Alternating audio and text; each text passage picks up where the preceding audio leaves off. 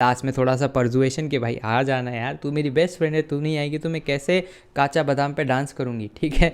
नमस्कार दोस्तों, मेरा नाम है अर्पित और आज के इस वीडियो के अंदर हम इन्विटेशंस को देखने वाले हैं। तो दोस्तों आप देखते रहिए इस वीडियो को, और इस वीडियो में मैं आपको कुछ ऐसे क्वेश्चंस भी बताने वाला हूँ जिसकी एग्जाम में आने की प्रोबेबिलिटी बहुत ही ज़्यादा है।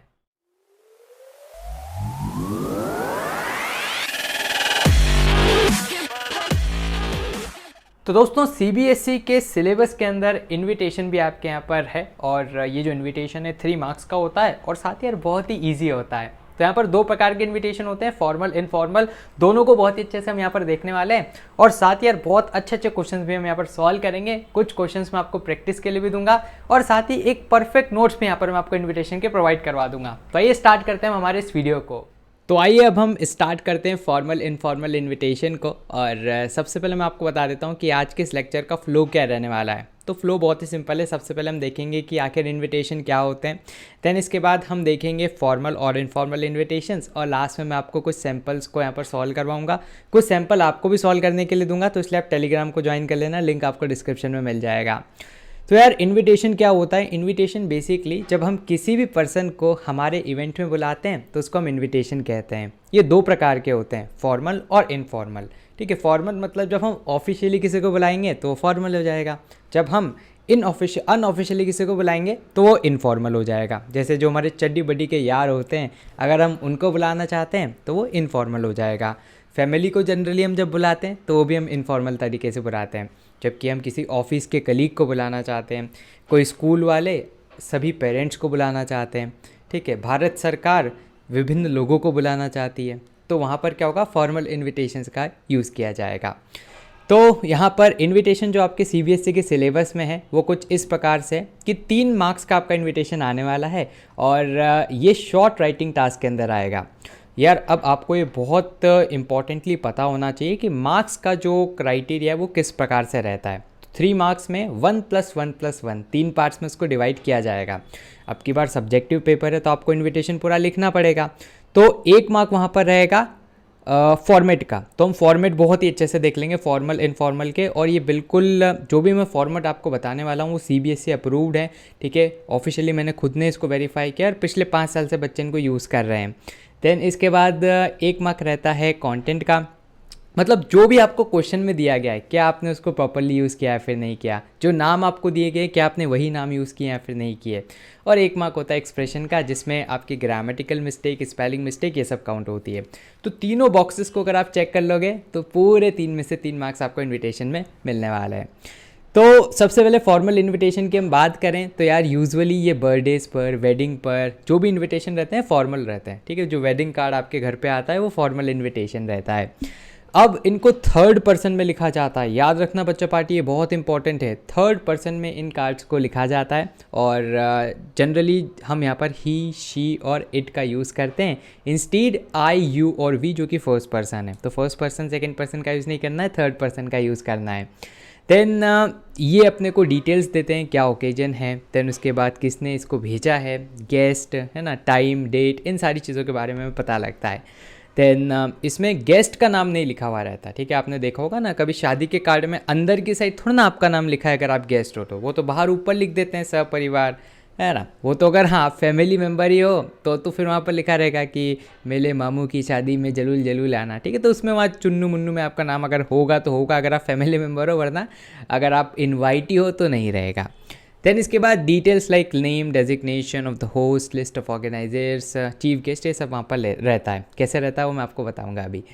सो फॉर्मल इनविटेशन जो है इसमें लास्ट में RSVP लिखा जाता है। RSVP मतलब क्या होता है? इसका मतलब होता है प्लीज़ रेस्पॉन्ड। कैसे यूज़ करना है मैं आपको बताऊंगा, ठीक है। तो कैरेक्टरिस्टिक्स ये आपकी स्क्रीन्स पर हैं। इन सारी चीज़ों को ध्यान रखना है आपको कि ये 3rd पर्सन में लिखा जाएगा। अगर कोई VIP को आप लिख रहे हो तो उसका नाम मेंशन किया जाएगा। वो कैसे किया जाएगा मैं आपको बताऊँगा। देन किस तारीख को आप ये लिख रहे हो ये आपको लिखना ज़रूरी नहीं है, ठीक है। तो इनविटेशन में थोड़ा ना रहता है कि आज की तारीख में इनविटेशन छपा है, नहीं, उसमें तो बस किस तारीख को आपको आना है खाना खाने, बस वो ज़्यादा इंपॉर्टेंट है, ठीक है। तो वही तारीख लिखा जाती है कि कब इवेंट है। देन RSVP लास्ट में हम लिखते हैं, और जो फॉर्मल इनविटेशन रहता है उसको आपको बॉक्स में बंद करना है, ठीक है। इनफॉर्मल को नहीं करना है, फॉर्मल को करना है, क्योंकि इनफॉर्मल तो लेटर फॉर्मेट में रहेगा और लेटर को थोड़ा ना हम कभी बॉक्स में बंद करते हैं। 50 शब्दों की शब्द सीमा, इसका आपको उल्लंघन नहीं करना है। ये रहा आपका फॉर्मल इनविटेशन। अगर आप एक कार्ड फॉर्मेट में बना रहे हो तो देखो ये एक बेसिक सा फॉर्मेट है, इसको आप यूज़ कर सकते हैं, जहाँ पर सबसे पहले हम नेम या डेजिग्नेशन ऑफ द होस्ट या ऑर्गेनाइजर लिखते हैं, ठीक है। तो कौन इसको ऑर्गेनाइज कर रहा है वो आपको लिखना है। देन जैसे यहाँ पर शोरूम ओपनिंग का है तो announce the opening of their showroom, है ना। अगर शादी का होता है तो उसमें एक लाइन अलग रहती है, वो मैं आपको अभी नेक्स्ट एग्जाम्पल में बताऊँगा। फिर उसके बाद क्या इवेंट है, जैसे शादी है तो मैरिज ऑफ देयर डॉटर, ठीक है। यहाँ पर कोई इनॉग्रेशन हो रहा है तो इनॉग्रेशन लिख दिया, किसी का बर्थडे तो birthday of their son. Then उसके बाद डेट, टाइम, वेन्यू, ये सब लाइन से आपको लिखना है और बीचों बीच लिखना है, ठीक है। ये इंटेंडेशन का आप ध्यान रखना, इसको लेफ्ट साइड या राइट साइड नहीं करना है, सेंटर अलाइन रखना है अगर कार्ड में है तो। देन उसके बाद लेफ्ट में हम लिखते हैं RSVP, मतलब प्लीज़ रेस्पॉन्ड, फ्रेंच शब्द है। और लास्ट में आपके कॉन्टैक्ट डिटेल्स लिखा जाते हैं जिसमें नाम और फ़ोन नंबर। तो ये एक बहुत ही बेसिक सा फॉर्मेट है इनविटेशन का जो आपको ध्यान रखना है। अगर आप लेटर लिख रहे हैं, ठीक है, 90% तो हम क्या लिखेंगे, हम इनविटेशन को कार्ड में ही लिखेंगे, ठीक है। भले वो चीफ गेस्ट को अनाउंस करना हो, मतलब चीफ गेस्ट को बुलाना हो, कोई इनॉग्रेशन हो, वेडिंग हो, कुछ भी हो, formal invitation majority of times card में रहते हैं। लेकिन कहीं पर स्पेसिफिकली मेंशन कर दे कि आपको लेटर फॉर्मेट में लिखना है, ठीक है। अगर मेंशन नहीं हो तो कार्ड में ही बनाना, ठीक है। आप मतलब भ्रमित ना होना, विचलित ना होना, कार्ड में ही बनाना, ठीक है।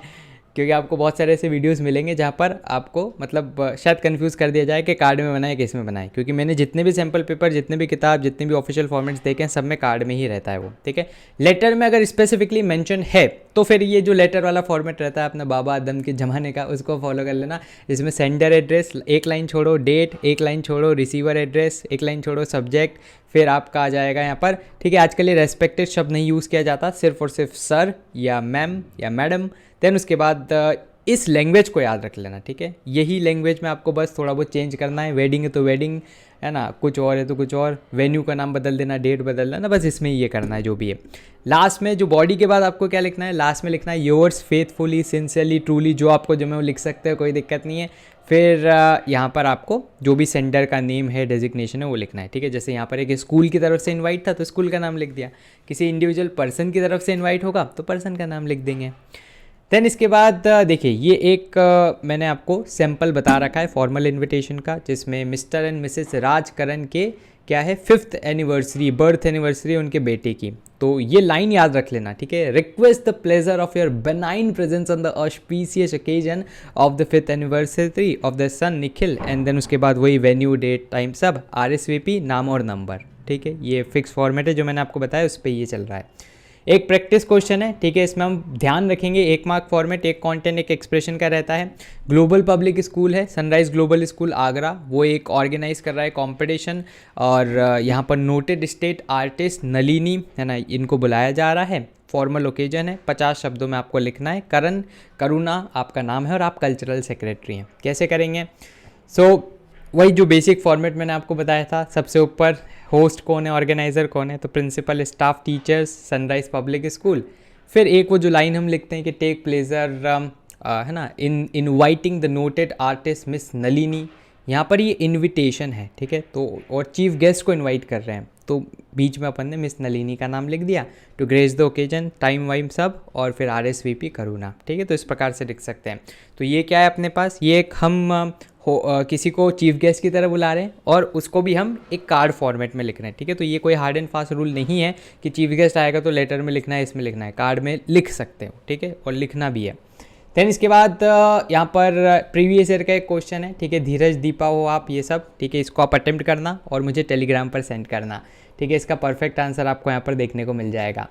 देन इनफॉर्मल इनविटेशन पे चलते हैं, बहुत ही आसान है। लड्डू, लड्डू का बड़ा भाई गुड्डू अगर कोई है तो वो यही है, ठीक है। तो यहाँ पर इनफॉर्मल इनविटेशन में क्या होता है, ये इनफॉर्मल लेटर का जो फॉर्मेट अपना चलता है उसको फॉलो करते हैं। फर्स्ट सेकंड पर्सन में इसको लिखा जाता है, थर्ड पर्सन में नहीं लिखा जाता ना, क्योंकि थर्ड पर्सन है दूरी बन जाती, थर्ड पर्सन इज़ लाइक कि दूरी हो गई है ना, ये दूरियाँ निगाहों की ये दूरियाँ, तो भाई ऐसी कोई दूरी नहीं रहती है। जब हम फॉर्मल इनफॉर्मल लेटर लिखते हैं तो जो दूरियां हैं वो मिट जाती है, तो फर्स्ट एंड सेकंड पर्सन में हम लिखते हैं, ठीक है, I, U, V इनका हम प्रयोग करते हैं। देन उसके बाद राइटर का एड्रेस यहाँ पर मेंशन रहता है और date is written usually without the year, ठीक है। तो ये तक ऐसा खास नहीं है, मैं आपको फॉर्मेट बता देता हूँ, उसको ध्यान रखना है, ठीक है। क्या क्या कैरेक्टरिस्टिक्स हैं, तो इसमें कैरेक्टरिस्टिक परजुएसिव नेचर रहेगा कि अरे भाई आ जा यार, ऐसा क्यों करता है यार, आ जा यार, ठीक है। तो मतलब जो थोड़ा सा परजुएशन रहता है ना, वो यहाँ पर आपको देखने को मिलेगा। देन फर्स्ट पर्सन में रहता है डियर प्लस नाम, ये सैल्यूटेशन में यूज़ किया जाता है। कॉम्प्लीमेंट्री में योर सिंसली फेथफुली ट्रूली कुछ भी आप लिख सकते हो। देन उसके बाद सेंडर अपीयर, जो एड्रेस रहता है लेफ्ट में रहता है। फॉर्मेट आपको दिखा देते हैं, ठीक है, बेसिक सा फॉर्मेट है। सबसे ऊपर आपको देखने को मिलेगा सेंडर एड्रेस, फिर आ जाएगी डेट, है ना। यहाँ पर दोनों के बीच में आप चाहो तो एक एक गैप छोड़ सकते हो एक लाइन की, नहीं भी छोड़ो कोई दिक्कत नहीं, मार्क्स नहीं कटेंगे। फिर डियर वरुण जो भी है, ठीक है। उसके बाद से आप क्या करोगे, एक बेसिक सा मतलब जो आपको लिखना लिख सकते हो एकदम इनफॉर्मल तरीके से कि यार मुझे खुशी हुई कि तेरे को ये रैंक मिली है, मुझे इसमें एडमिशन मिल रहा है, ठीक है। देन उसके बाद यहाँ मैं पार्टी कर रहा हूँ, ठीक है। लेकिन हाँ, इसमें आप डेट टाइम और ये सारी चीज़ों को ज़रूर से मेंशन करना। लास्ट में एक थोड़ा सा परजुएशन कि प्लीज़ ज्वाइन यार, आ जाना भाई, है ना, तेरे भाई की ही पार्टी है, ठीक है। देन उसके बाद योर सिंसियरली और नाम, बस ये लिखना है। और ये बहुत ही बेसिक सा इनफॉर्मल इन्विटेशन है। एक आपको छोटा सा अपडेट मैं दे देता हूँ कि अगर आप में से कोई बच्चा अनअकैडमी के प्लस के सब्सक्रिप्शन को लेना चाहता है तो यार ये भी गोल्डन अपॉर्चुनिटी है, जहाँ पर आपको 20% का डिस्काउंट मिल रहा है आपके अनअकैडमी प्लस के सब्सक्रिप्शन पे। तो आप यूज़ करना कोड APpedia और इससे 20% का डिस्काउंट आपको मिल जाएगा। ऑफ़र यार बहुत ही सीमित समय के लिए 14 से 16 मार्च 2022 तक ये ऑफ़र है। हालांकि उसके बाद भी अगर आप इस वीडियो को देख रहे हो तो चेक कर लेना, लिंक्स आपको डिस्क्रिप्शन में, क्या पता उस टाइम पे कोई और ऑफ़र चल रहा हो, लेकिन हाँ फिलहाल के लिए वाला ऑफ़र चल रहा है और ज़रूर से यार इसको ग्रैब करें। एंड आप मेरे साथ भी पढ़ सकते हैं क्योंकि अनअकैडमी के प्लस प्लेटफॉर्म पर मैं भी आपको पढ़ाता हूँ और वहाँ पे एकदम स्ट्रक्चर तरीके से सारे कोर्सेज चलते हैं। सो अनलॉक कोड APpedia जिससे 20% का डिस्काउंट मिलेगा और लिंक्स आपको डिस्क्रिप्शन में मिल जाएंगे, तो ज़रूर से चेक करना। अब मैं आपको एक एग्जाम्पल बता देता हूँ, ठीक है। आपका नाम लीला सेन है और आपकी बड़ी बहन की वेडिंग है जिसका नाम रीना सेन है और ये पूरा यहाँ पर दे रखा है कि तारीख क्या है, जगह क्या है। तो इनफॉर्मल इन्विटेशन अपने को लिखना है, तो कैसे लिखेंगे हम, है ना, विनी को लिखना है। सो यहाँ पर सबसे पहले वही सेंडर एड्रेस, फिर डेट, फिर रिसीवर एड्रेस, फिर उसके बाद आ जाएगा डियर और विनी, ठीक है। सब्जेक्ट ऑब्जेक्ट कुछ नहीं लिखना है, ध्यान रखना।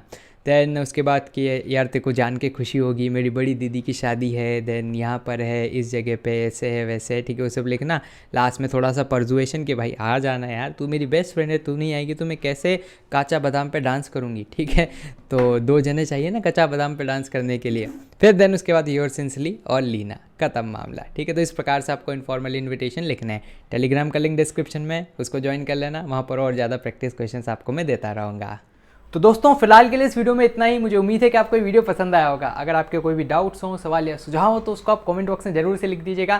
दोस्तों हमारे चैनल को भी सब्सक्राइब कर लीजिएगा क्योंकि इससे हमें और भी ज़्यादा मोटिवेशन मिलता है आपके लिए वीडियोस बनाने के लिए। सब्सक्राइब बटन के पास बने एक बेल आइकन को भी आप जरूर से दबा दीजिएगा ताकि हमारे चैनल की लेटेस्ट नोटिफिकेशंस आपसे मिस ना हो। तो दोस्तों धन्यवाद, जय हिंद, जय भारत।